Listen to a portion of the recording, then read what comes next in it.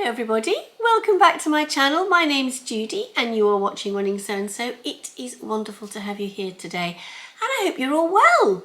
Have you had a lovely weekend? I've had the most delightful weekend. First of all, just want to say thank you to anybody who has watched, liked, commented or newly subscribed to my channel. Thank you so much. It means so much to me. It's just wonderful to think that so many people enjoy watching me and it makes me feel absolutely fantastic. I've had a very interesting week and I am filming this little bit of my video at the end of the week before I edit to put it out because my week did not go according to plan. As you will see as to how I started and then what happened on the next day. So, please enjoy. There is a little bit of life in the middle before we get back to the important business about sewing, which would have been earlier today. I did do some sewing yesterday, did some cutting out of my Mira jacket yesterday, but I didn't do any filming. I really needed to focus. In fact, that's a lie. I did do some filming. I filmed my Sew to Celebrate 2 content, which is actually uploaded onto YouTube and scheduled to go out on Monday at 9 o'clock at night. That is in conjunction with Yvette from Stash Hub. So I will not put a link to that video in the description box because it won't be live and you can't watch it. It will be live tomorrow night and I'm hoping to get this video up on Sunday. It will go up on Sunday, I promise. I just wish to do a little bit more sewing before I sign off for today. So sit back and I give you full permission to laugh at what happened this week. Oh my gosh. Let's just say it could have been a nightmare, but I have to say you have to see the funny side as to what happened. Off you go. It's Monday evening. Hannah's been. We've eaten.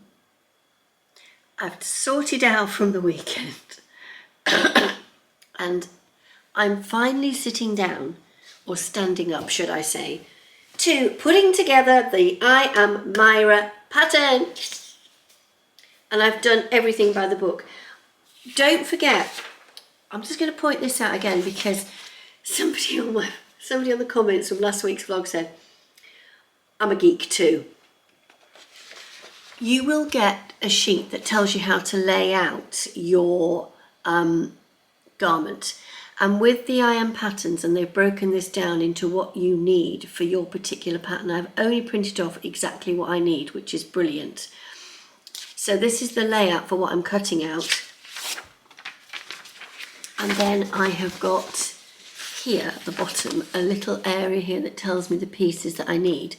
Now, actually on the layout itself, I've actually got piece number 10, which I believe is the big pocket, if I wanted the pocket piece.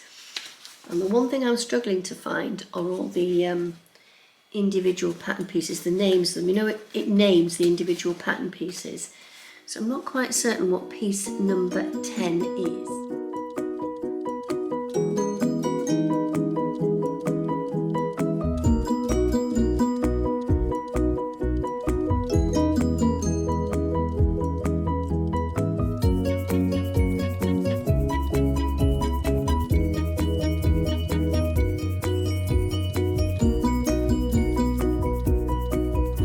Hello everybody, it's Wednesday. I'm going to put this in my sort of weekly chats vlog because it's relevant. But I came home from work, I got up yesterday morning, Tuesday, and I went to get something from under the sink and I discovered I had a leak. This is a reality life drama, okay? We all have these hiccups, but this is me, right? So you can automatically think that Judy's been practical. Judy's been very practical. So I found these drips, wrapped them all up in tea towels, drove to work, rang Hannah and had a moan over and done with. But so I then rang the plumber, organised the plumber as a tentative call out. I'm going to have to watch it though because stop dripping. Understand it. 2 hours I spent putting those drip trays in yesterday. 2 hours. That was, I'm sorry, I'm ranting. That was my sewing time. But So why am I telling you all of this? I'm telling you all of this because it is life, and life gets in the way of your sewing. My sink got in the way of my sewing. I can't believe I've come home and I've gone straight in to check it, and the bit that does the dripping has stopped dripping. So I am going to go for my run, and when I get back I'm going to carry on doing my pattern sticking together for my Mira, because I did not get any done last night. Oh God, what am I like? I've been practical though, haven't I? Yes, I've been practical, and that's what matters. This is reality on a dog run in the winter. Somebody loves the puddle. Oh, don't know how long this collar will last, but you can't stop a dog going in the water. Come on then, you. Shall we go home? We'll go and pick up my jumper because it's so warm. Look, I've got bare arms. My jumper's over there on that thingy, so come on, over we go. Go and get the jumper, and off we go. It is about 4:15 on the Friday. Still a little bit of light in the sky, and I thought I might take the dogs on a walk where we normally run. Excuse me. I'm sorry for all the editing out, it's just the coughing. And obviously the drip. That drip took out a night of my life trying to get that drip sorted. What an absolute nightmare. Well, the drip seems to have stopped. I'm still monitoring it, and although I have some plumbers on standby to come and sort it, I'm not going to ask them to come if it's okay. So there's no Castle Howard this weekend because the team are in decorating for Christmas. I just wanted to change my hand. That's better. And I can't wait to show you my Christmas footage, but I'm going to keep that for a very appropriate time, she says, hopefully. I've got lots of plans, but I think in life we have to think, when do we stop? When do we have to give back word? And I'm at that point of having to give back word on one or two things, and I don't like doing that, but I've got to think of myself. This time of the year is horrendous for everybody. We all get so busy, so full of doing everything that we need to do for our families, for our lives. And why Christmas gets busy every year, I have no idea. But now I just want to enjoy my walk. I'm going to spin the camera around and show you Poppy and Maggie. I'm going to go up to Queen Margaret's and hopefully we can have a bit of a gallop, because there won't be any horses out now. And there shouldn't be any farm machinery, because living where we do, obviously letting dogs off the lead when there could be farm machinery around is dangerous. This particular woodland is great because we've got, if you can see that fence there, that's really secure because that's a horse field and they just cannot get through that. And if it gets really pitch black up there, whilst I'm safe, she says, because I haven't got my torch with me today, I'll have to speed up, stop talking and get walking, Judi. Finally Sunday in the sewing room. Now, I mentioned and alluded to earlier that November has just become crazy, and I've made some tough decisions about what I can and cannot get sewn this month and what I can and cannot commit to. And I don't know about anybody else out there, but I find it really hard letting people down. But I'm going to have to, because I've got to put my health first, and I don't want to linger on it at all. But there are issues in the background that have got to be sorted out. So that to one side, and not letting that affect what has been the most fantastic week and the most beautiful weekend. I've had a very selfish weekend where I say to the kids, what are you doing this weekend, Mum? And I'm going, pull up the drawbridge and you can't get through. And that's just as it's been, and it's been absolutely fantastic. So I've done loads of sewing and I've done loads of food prep. So I have prepped for next week as well. So I've done 2 preps. So I feel quite pleased with myself. But what I want to be able to do around going and seeing everybody is to do my sewing. So I thought if I take some time now and do those bits of prepping, then I'm fine. In fact, next week, I've actually even got the soup stuff ready to make for the following week. So I am really prepped. My fridge is oozing food. So I probably don't even need to go to the supermarket next week. But now I am going to hem this top because I need it for school this week. I've heard on the weather that forecast, although we're okay at the moment, the temperature's going to drop. I need this base layer. I've got the leggings here, but I'm still not feeling the love for them. So I'm just going to leave them out so they can talk to me and say, oi, Don't forget I'm here. There they are. There's just something about the leggings and I just can't feel in love with them. So I'm not going to beat myself up over them. It's almost as if I need to finish them, take them into school, pop them on and ask a couple of colleagues what they think. Or just to ask somebody that's not a sewer what they think. Maybe Hannah, she's not seen them on me yet. So let's get on with threading up my wonderful cover stitcher. I know a lot of people like Maraflex thread, but I have a cover stitcher, so I have not really invested in Maraflex thread. I can see 2 reels on my thread catcher here, because Maraflex is yellow. Those are the only colours I have. So there's no point, I haven't got pink. I have got a bit of Seraflex, but it's not the right colour. And what I have here, these coloured reels, are the best match for what I've got here, and it'll look quite nice. So I'm going to pause you, thread the overlocker up, and then we'll get back in a minute.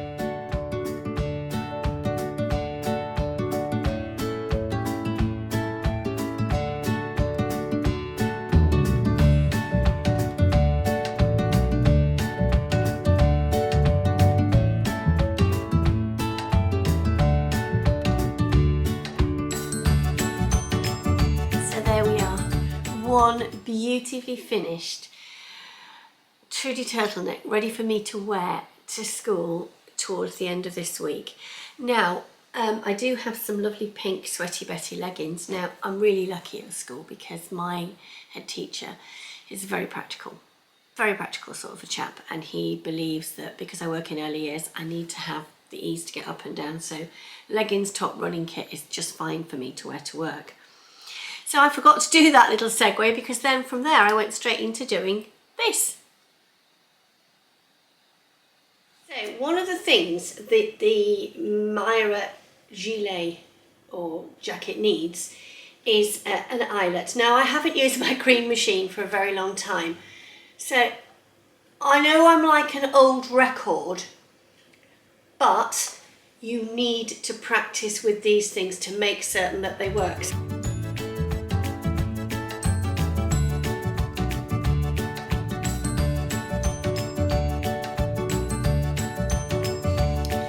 Right, you will have just seen a little bit of fast forward film of me trying to use my green machine. Here it is. Here is my green machine. Can you see her there? Ooh. There she is. There is my green machine. So you've seen a bit of footage of me trying to use this beast of a machine. Now, this particular fabric is not proving the most cooperative. And after quite a few goes, I think I've got it, because the last few have been really good. So what I did was, I marked where I wanted the eyelet to be. So I'm going to put a great big pink arrow so you know which one it is that I'm trying to do now. So what I did was, I nipped it and made certain I'd got all layers together. And I'm going to nip in a little triangle, bit in, and a bit out. So I have a hole like that. Can you see my hole? Right. Now I'm going to nip my hole the tiniest bit bigger. And the next time I go to a sewing shop, I am going to buy myself a really sharp pair of little scissors, because I think all the little scissors I've got have gone blunt. Failing that, I will go and order myself some I will get my scissors sharpened. So now I have a hole, like so. Now I need the bottom half, which is the half bit with the deeper rim on it. That goes in the top. Well, it doesn't actually. It goes in the green machine, like so. And then you put over the top the little hole that you've made. And then you get one of the flat bits and put it over the top. Now it doesn't matter if you've got a little bit of fabric showing, because you can try and pull it over. So I've dropped it, there it is. Pull it over and carefully pop the little back on, push it down, and then pull the green thing down. Now I can make smaller eyelets, but I can't get the bottom bit off. So next time Tristan comes, or when my lovely next door neighbour gets back from his holiday, I will ask him to loosen it for me. So there's one side, and then I turned it over, did it on the other side. Now, the only criticism of this one is I've got a slight pucker to the fabric. So I'm going to do it again in exactly the same way and try not to pucker the fabric. Let's try it. So you always put it right side down now. So that's gone over really neatly. And then the little top goes on like so. Press it down really hard. Ooh. Pull it off. Turn it over. Oh, yes, it is. It's the size of the hole, folks. Size of the hole. The blue one is definitely the best. Look at that. Oh, there we go. The blue one is the best one. And on that note, I'm going to go and have some lunch. And no, in fact, before I have lunch, I'm going to put the eyelets in the garment. So I shall stop you and call you back in a minute.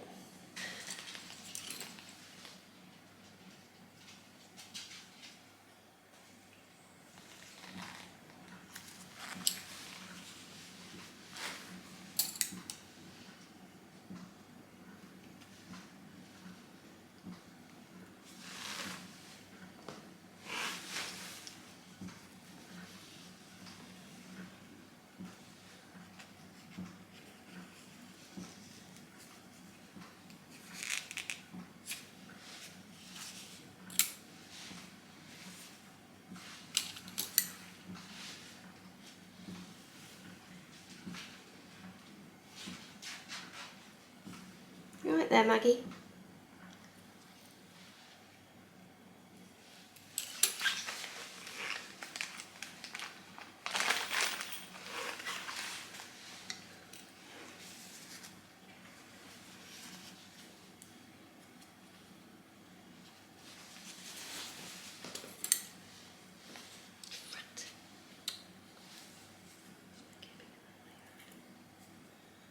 Now I'm going to confessional, this fabric is so fragile, I think I've ripped it on the top. But I think we can clear up the problem by doing this. Lovely. Oh.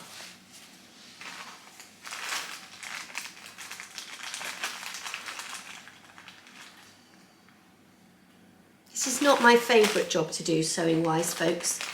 In fact, it's probably my least favourite job in the world sewing wise.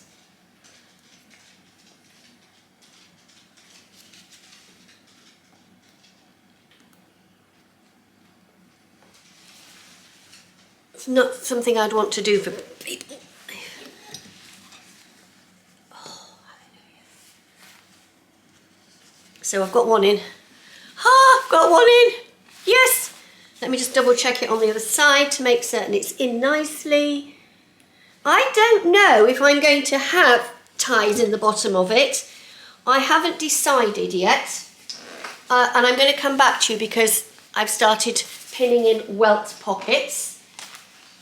So they are ready for this afternoon after lunch. I'm just sorting that one out. It's not as perfect as I'd like it to be, but it's in.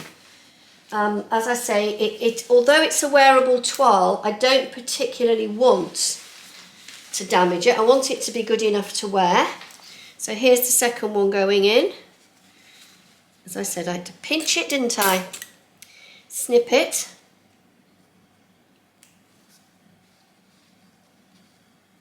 Snip. Being careful because the fabric is so fragile. Going round the top to make certain. I think on the first one I did, I don't think I made the top hole big enough. So I need to check that that top hole goes over the little base of the green machine carefully. And I don't think you can, oh, you can see me what I'm doing. I am doing it on the camera, which is great.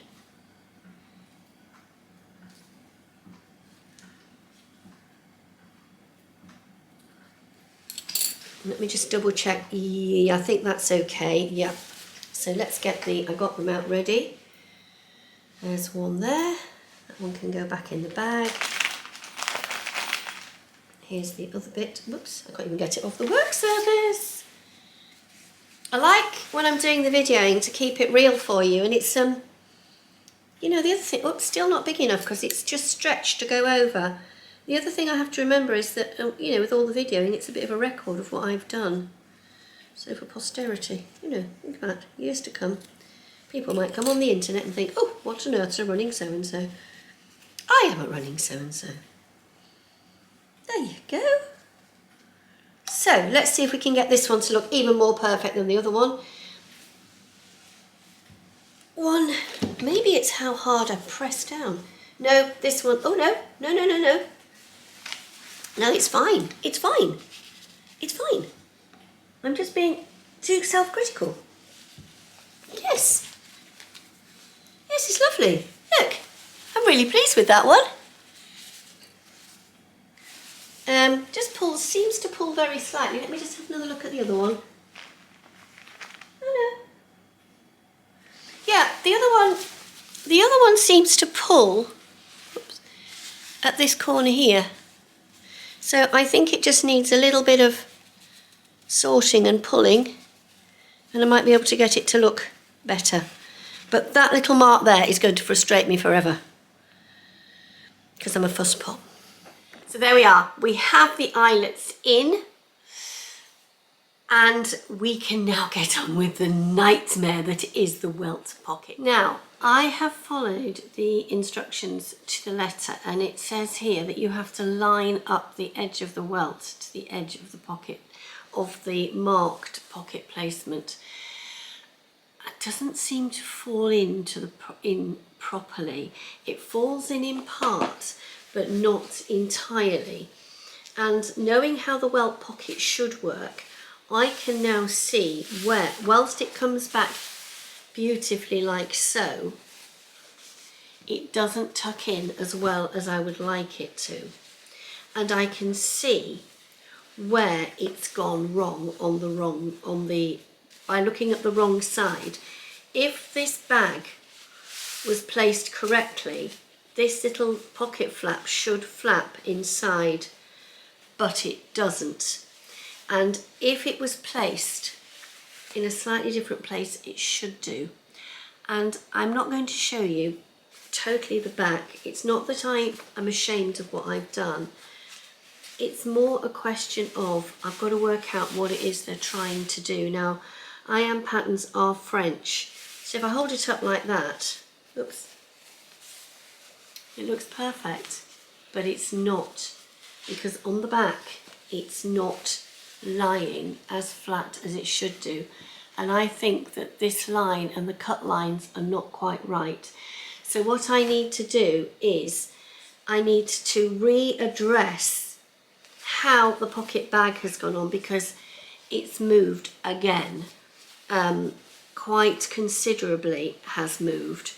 You can see, I'll show you how it's moved as I put it on. So what I'm going to do is I'm going to take it off and I'm going to tack it on. And I would say that I'm not an expert in Welt pockets. I can do them and I can get them right. But every single set of instructions on a Welt pocket is different. And you have to do them as per the patterns. And the one with this is, it's just such a large gap. So what I'm going to do is, because I have measured everything to within an inch of its life, and it's been measured so carefully, I'm going to go back and I'm going to draw on the stitching lines, and I'm actually going to re-stitch on the Welt and the pocket bags where I believe they should go as per the instructions, which is that this stitching line here, let me show you. From reading the instructions, you see the stitching line here where I've stitched, that is in the wrong place. That should be 3/8 of an inch above that purple line. So what I'm going to do is I'm actually going to draw that line on, and I'm going to re-stitch everything on that line. And because of the flexibility and the slippiness of the fabric, I'm going to tack it down. And I'm going to come back to you with that next week. because I'm not going to be defeated by a welt pocket. I can see exactly how it wants to work, but I think the instructions and the movability of the fabric require me to be more precise in my making. And I would defy anybody to whip this up quickly like that, because it's not going to work. I followed these patterns to the absolute letter. I followed the measurements to the letter, and it has moved. I had it pinned securely and it has still moved. So on that note, I'm going to say thank you so much for watching. I'm sorry we've not got to a conclusion today, but I sometimes think there's a point in the day where you have to say stop. And I'm going to take it through, and I'm going to remeasure it, and I am going to stitch it back down again, probably not tonight, and then I will come back to you when it's done, and I will see you all again next week. Thank you so much for watching, and take care. Have a lovely week. See you soon. Bye bye.